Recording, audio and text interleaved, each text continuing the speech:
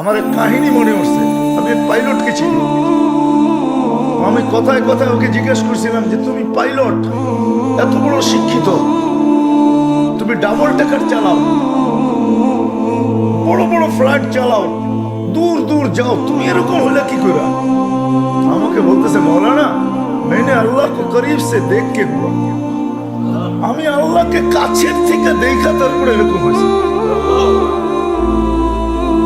আমি বললাম যে তুমি আল্লাহকে কাছের থেকে দেখলা মানে? আমি ফ্লাই করে যেতেছিলাম হেথ্রো এয়ারপোর্টে লন্ডনে। যখন আমি ইংল্যান্ডের সীমানায় ঢুকে গেছি, হেথ্রোতে আমি ল্যান্ডিং করব, সীমানায় যখন ঢুকে গেছি তো আমি বটনে পুশ করে চেকিং করে, এর আগে চেক করে যে সবকিছু ওকে আছে কিনা। তো আমি বটন চেক করতে যেয়ে দেখি আমার চাক্কা নামবে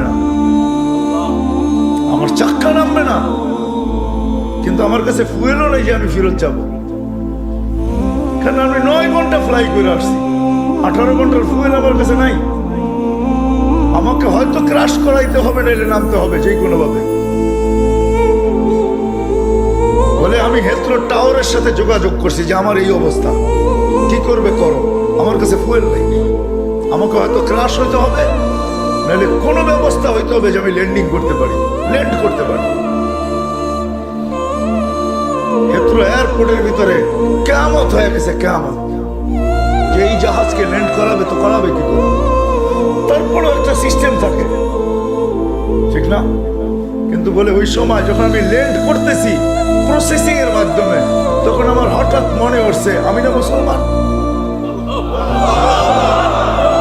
তখন আমার মনে হচ্ছে আমার আল্লাহ না সব পারে। বলে আমি চিৎকার দিছি ককপিটের ভিতরে, আমার আল্লাহ সব পারে বলে বটনে চাপ দিছি, গড়গড়ে আমার চাক্কা নেমে গেছে। আমি স্বাভাবিকভাবে ল্যান্ডিং করছি। এর আগের কিয়ামতের চেয়ে বড় কিয়ামত হয়ে গেছে। পুরা এয়ারপোর্ট ছুটে আসছে, তুমি আমাদেরকে এই ধোঁকা দিলে তো দিলে কেন? তোমার জন্য হেথ্রো এয়ারপোর্টের মতো হাজারো ফ্লাইটকে আমরা বাতিল করছি, ডাইনে বামে পাঠায়া দিছি যে অঘটন থেকে বাঁচার জন্য। তুমি তো স্বাভাবিকভাবে ল্যান্ডিং করলে। আমি বললাম যে চেক করো, তারপরে কথা বলো। তো ওরা যখন চেক করছে